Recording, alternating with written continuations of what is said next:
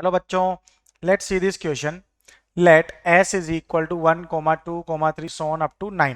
For k equal to 1, 2, till 5, let n of k and k be the number of subsets of S, each containing 5 elements, out of which exactly k are odd. Then n1 plus n2 plus n3 plus n4 plus n5. इसकी value यहाँ पर हमें find करनी है.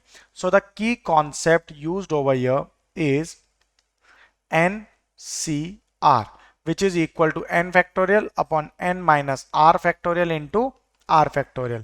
अब यहाँ पे ये जो की कॉन्सेप्ट हमने यहाँ पर यूज किया है, ये की कॉन्सेप्ट क्या है कि यहाँ पे जब k की जो वैल्यूज है वो 1 to 5 लेनी, यानी कि टोटल 5 केसेस यहाँ पर हमारे फॉर्म होंगे और सब में यही सेम की कॉन्सेप्ट यूज होगा टू फाइंड द वैल्यूज.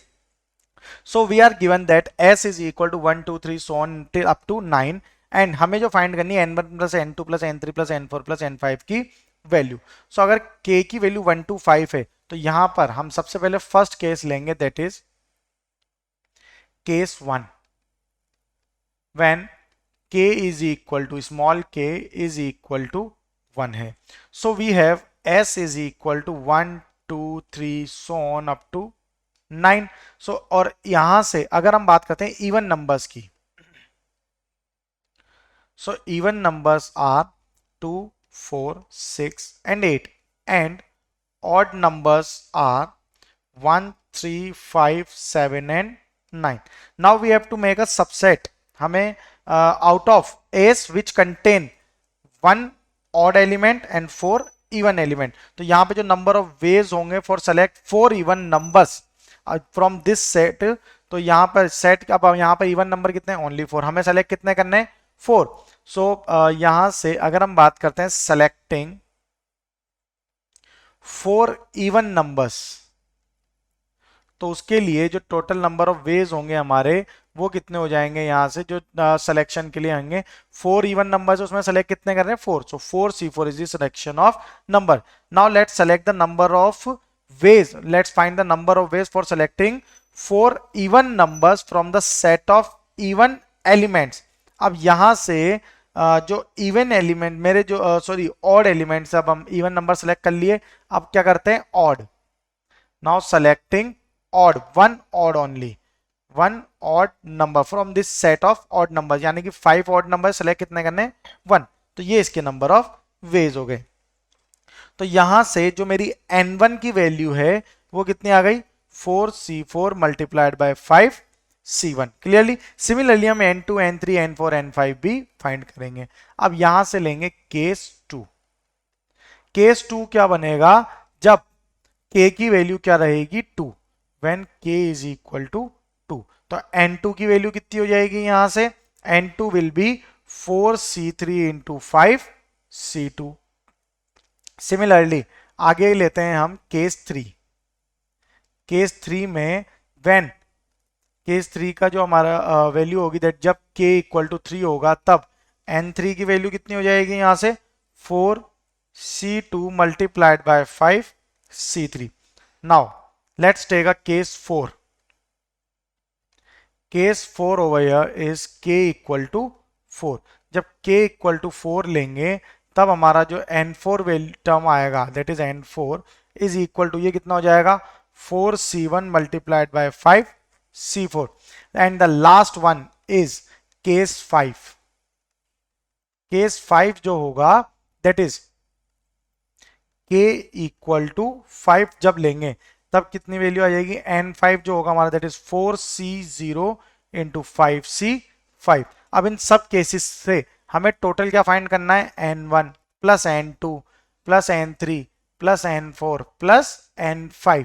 तो ये वैल्यू क्या आ जाएगी, n1 क्या है यहां से 1 इंटू 5 प्लस n2 हो जाएगा 4 इंटू 10 प्लस n3 हो जाएगा यहां से, n3 की वैल्यू कितनी है हमारी 4c2 इंटू 5c3. 1 बाय 1 इनकी वैल्यूज अगर हम सबसे पहले फाइंड करेंगे, कैसे फाइंड होगी ये, यहाँ पे 1 बाय 1 इनकी वैल्यूज को हम फाइंड करते हैं. क्लियर. सो nc1 जो था, दैट इज nc1 की वैल्यू क्या थी हमारी, n1 जो था that is 4c4 into 5c1. तो 4c4 क्या हो जाएगा, बाय यूजिंग आर की concept, is 4 factorial upon 4 minus 4 0 factorial into 4 factorial. 4 से 4 कट गया, क्या बचा 1 अपॉन 1 यानी कि 1 इंटू, अब ये क्या है यहां से 5c1 है। ओके, सो 5c1 कैसे सिंप्लीफाई होता है, इसके लिए भी अगेन की कॉन्सेप्ट यूज करेंगे, that is 5 factorial upon 5 minus 1 4 factorial into 1 factorial which is equal to 1 multiplied by 5 equal to 5 आ गया।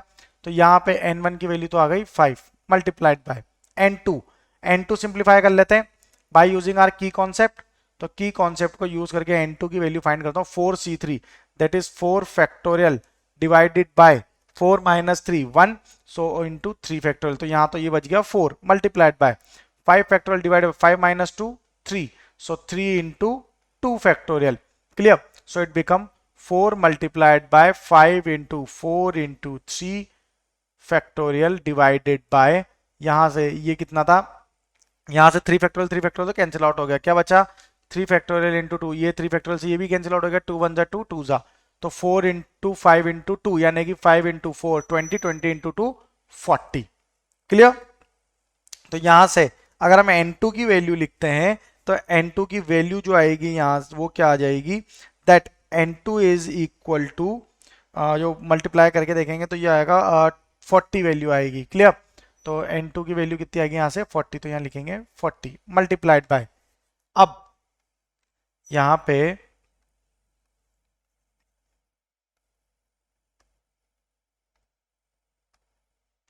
n2 is equal to 40। Now let's find the n3।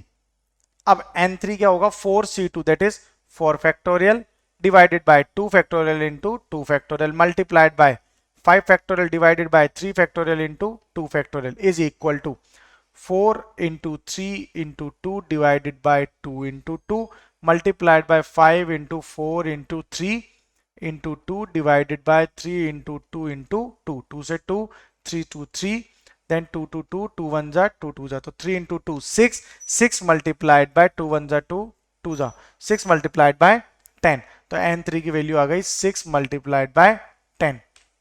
Next अब निकालते हैं हम यहां से n4 के लिए वैल्यू, तो n4 क्या हो जाएगा यहां से 4c1 that is 4 factorial divided by 3 factorial multiplied by 5 factorial multiplied by 4 factorial. Clear, because 5 minus 4 1 और 4 माइनस 1 3, तो 1 फैक्टोरियल भी लिखने की जरूरत नहीं है। So it become 4 into 3 factorial divided by 3 factorial multiplied by 5 into 4 factorial upon 4 factorial, क्या बचा 5 into 4 20, so the next part is 20। then n1 n2 n3 n4 आ गया, अब क्या निकालेंगे n5 को सिंप्लीफाई करेंगे यहां से, सो n5 विल बी, n5 की वैल्यू क्या हो जाएगी यहां से 4c0, 4c0 की वैल्यू होती है 1 मल्टीप्लाइड बाय 5c5 क्या हो जाएगा 5c5 हो जाएगा यहां से 5 factorial divide by 5 minus 5 equal to 0 यानी कि 1 एंड 5 फैक्टोरियल यानी कि 1, तो 1 इंटू 1 इक्वल टू 1 आ जाएगा यहां से।